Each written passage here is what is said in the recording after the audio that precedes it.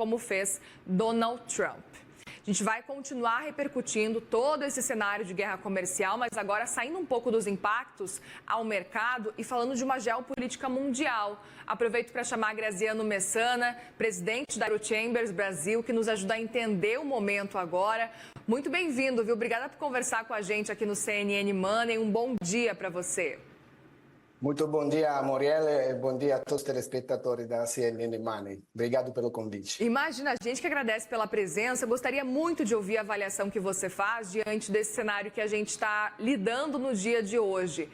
O principal impacto, eu gostaria de saber, na sua percepção, de uma taxação tão alta. A gente está falando de taxação para a China em 104% e é um cenário de 84% de taxação para os Estados Unidos também. Uma guerra comercial que agora a gente pode falar que começou efetivamente, não?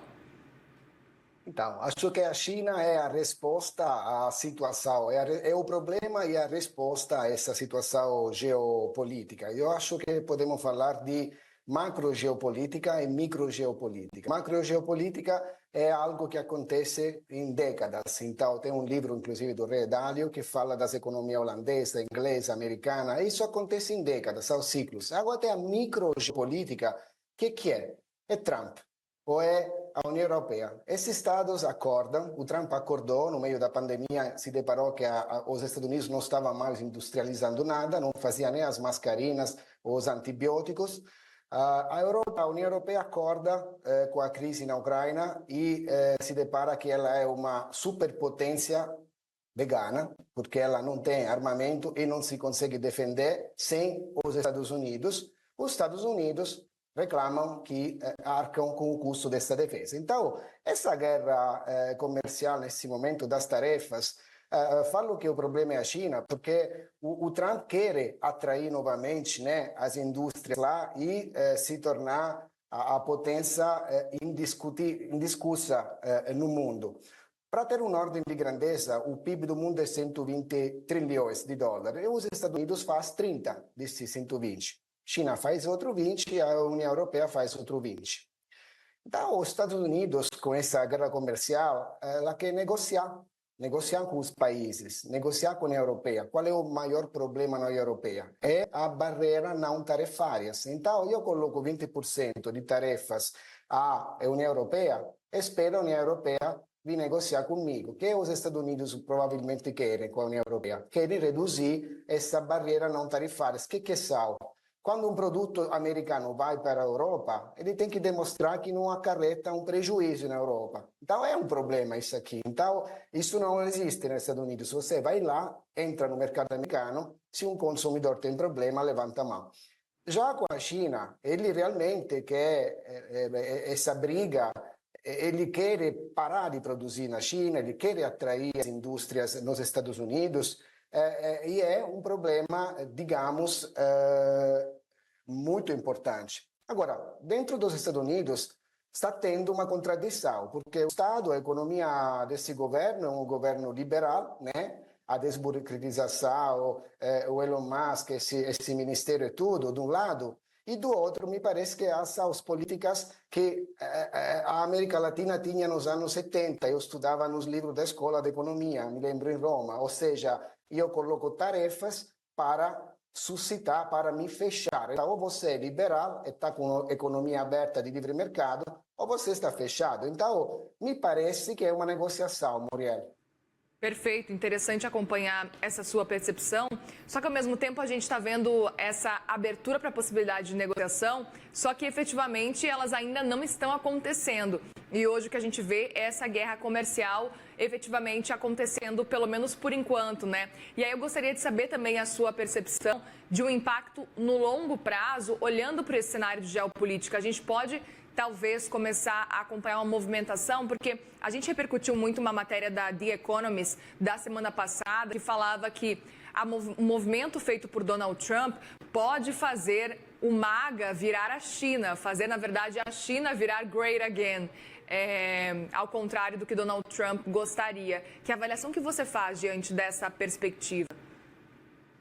Olha, eu gostaria, como posso dizer, contextualizar também que na China não tem democracia. E como os Estados Unidos, embora muito forte, não estão sozinhos no mundo, existem os outros países emergentes que estão crescendo. Então, e o Brasil, nós temos que parar, porque nós falamos sempre dos Estados Unidos, Europa, China, esquecendo que o Brasil se está tornando um país extremamente estratégico. Eu, como sou presidente da Eurocâmara, acompanho os debates, o que está acontecendo, por exemplo, com o acordo EU-Mercosul. Nós, daqui a 2 horas, vamos encontrar o comissário Hoekstra, que é o alto comissário da União Europeia responsável pelo clima, discutindo o acordo, discutindo a COP30, por exemplo, daqui a 2 horas. O Brasil se está tornando um país sempre mais onde é capaz de atrair investimento na parte de economia verde, né, e capaz de exportar biocombustível. Então, acredito que o Brasil, nesse xadrez, tem também um papel, não é um papel secundário, e fazer acordos bilaterais ajuda tanto a Europa, nesse caso, ou outros países, a poder adquirir força. O acordo EU-Mercosul, por exemplo, é o principal em termos de tamanho, o maior acordo de livre comércio que a Europa teria. Então, se se consegue ratificar, e talvez essa posição dos Estados Unidos com essas tarefas pode dar uma empurradinha, porque tem os trâmites, a gente não pode fazer nada, tem que se ratificar, que acordo é fechado, lembro, tem que se ratificar, tem que passar pelo Parlamento Europeu, depois tem que passar nos parlamentos de cada Estado, enfim, mas está fechado. Então, esse acordo vai dar uma turbinada. E essa questão que os Estados Unidos se colocaram dessa forma, acho que pode até ajudar nisso. Essa é um pouco a minha visão. Outro ponto que eu gostaria de te ouvir também, Graziano, é com relação especificamente à União Europeia. Na sua percepção, a União Europeia pode desenvolver um protagonismo diante desses embates com Donald Trump, levando em consideração, inclusive, a questão aí de defesa, os gastos com defesa que a União Europeia talvez possa começar a ter agora nos próximos anos, uma vez aí depois dessa manifestação que a gente viu e a movimentação que aconteceu, inclusive, da União Europeia, acontece depois daquele encontro de Donald Trump com Volodymyr Zelensky, o presidente da Ucrânia, em que existiram aí dúvidas se realmente Estados Unidos ajudaria a Ucrânia. Como é que você percebe esse movimento?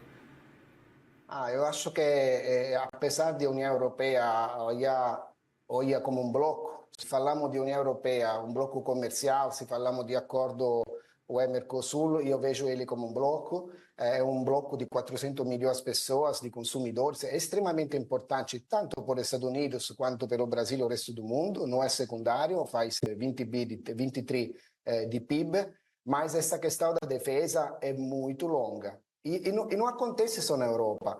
Se os Estados Unidos param de industrializar, o objetivo final dos Estados Unidos é claro, ele quer ser a potência econômica, a potência militar. Para ser uma potência militar, você tem que ter capacidade. Então, se você para de produzir tubos, não vai conseguir produzir os canões, né? Ou seja, eu não acho que a Europa vai conseguir essa história de armamento a curto prazo. É um programa, é um plano que passa para uma industrialização de indústria pesada e, consequentemente, possa abraçar, e acho um bem, porque depender só dos Estados Unidos, isso não é um bem, e passa também para poder se tornar uma potência capaz de defender, porque estamos falando de defesa, não de ataque. Perfeito. Agora, é interessante também avaliar que a gente sabe que talvez o Brasil possa sair até um pouco beneficiado. A gente tem falado aqui ao longo dos últimos dias o fato de que o Brasil vai ser taxado e tem sido taxado apenas com 10% das tarifas, um cenário em que o Brasil naturalmente tentava passar despercebido para ver se essas tarifas não aumentariam para o Brasil e realmente não aumentaram. O Brasil ficou com esse valor mínimo estipulado pelo governo de Donald Trump. Eu gostaria de entender qual o impacto, se com esse cenário que a gente está acompanhando de tarifaço, talvez o Brasil possa, talvez, ampliar até as suas vendas, as suas exportações para outros países diante desse cenário de tarifas de Donald Trump e, inclusive, que percepção que você avalia, então, que o Brasil pode ter daqui para frente, levando em consideração, pelo menos aí, 10% de tarifas? Olha, quando saiu as tarifas, por coincidência eu estava na Argentina, uma reunião latino-americana multilateral, E pela proximidade do Milei com os Estados Unidos, os argentinos estavam esperando uma alíquota baixa, um tratamento de favor. E os brasileiros estavam com mais pessimismo. E aí saiu 10% Chile, 10% Argentina, 10% Brasil. Acho que sim, o Brasil pode se beneficiar. É um momento ótimo. Volto à abertura do nosso bate-papo, quando falava de microgeopolítica. Os negócios não param. No Brasil, nesse momento, a Mercado Livre anunciou o principal investimento que já fez, só que pode ser um pouco polêmico, mas até a Ozempic anunciou um investimento gigantesco, e exportar, produzir no Brasil e exportar para o resto do mundo não prevê tarefa de exportações. Embora o Brasil é um país muito fechado, e isso é historicamente, inevitavelmente, um país que aplica muitos impostos de importações, o Brasil não aplica imposto de exportações. Então, é claro que as empresas que estabelecem no Brasil bases produtivas podem se beneficiar, sim, inclusive exportando para os Estados Unidos, dessa tarefa 10%. Se não mudar, que o Trump justamente é imprevisível. Perfeito, interessante esse ponto também. A gente está difícil realmente acompanhar. E Javier Milei realmente, com essa proximidade que ele tem com Donald Trump, é curioso ver esse cenário em que Donald Trump coloca a mesma tarifa para o Brasil e para a Argentina também, né? O Brasil realmente acabou respirando aliviado depois dessa tarifa. Também gostaria de saber a sua percepção, levando em consideração o papel que o Brasil tem com relação à China. A gente sabe que os 3 maiores parceiros comerciais do Brasil são Estados Unidos, mas também China e também Argentina, né? O Brasil consegue talvez focar mais, fazer um movimento maior, olhando especificamente para a China nesse momento? Ou você acha que, diante de uma guerra comercial desse tamanho, o tratamento do Brasil, especificamente com os outros países, tem que ser igual ao que era antes? Olha, na verdade, o Brasil, nos próximos anos, como ele já produz commodities e alimentos. Então, dá comida, além de produtos de commodities, para as economias mundiais. A China é um grande comprador de commodities, ela quer a comida brasileira.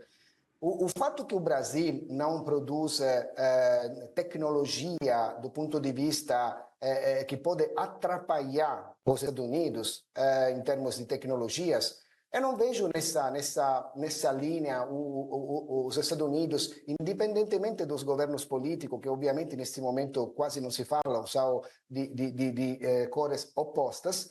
Eu não vejo os Estados Unidos prejudicar o Brasil com sanções, multa e tal, porque o Brasil exporta commodities. Então, acho que está fora do radar. Aí que entra o Brasil com a China para usar a China como diversificação. Então, a China não vai parar de comer, de produzir, tem um monte de gente que precisa disso, né? E o Brasil é exportador. Então, acredito que o Brasil, nesse xadrez, tem que jogar um pouco com a China, um pouco com os Estados Unidos, um pouco com a União Europeia e atrair investimento, conseguir atrair mais investimentos aqui, que é um país neutro, amigo, né? Não é como a Suíça, mas o Brasil nunca declarou guerra para ninguém. Isso todo mundo sabe. Acredito que é uma boa plataforma na América Latina que nunca fez default. E esse é o papo que tem que ser apresentado fora. Talvez não pelo político, mas pelo próprio empresário. Porque a fala fica mais fácil, empresários com empresários, que político com político, quando tem cores diferentes.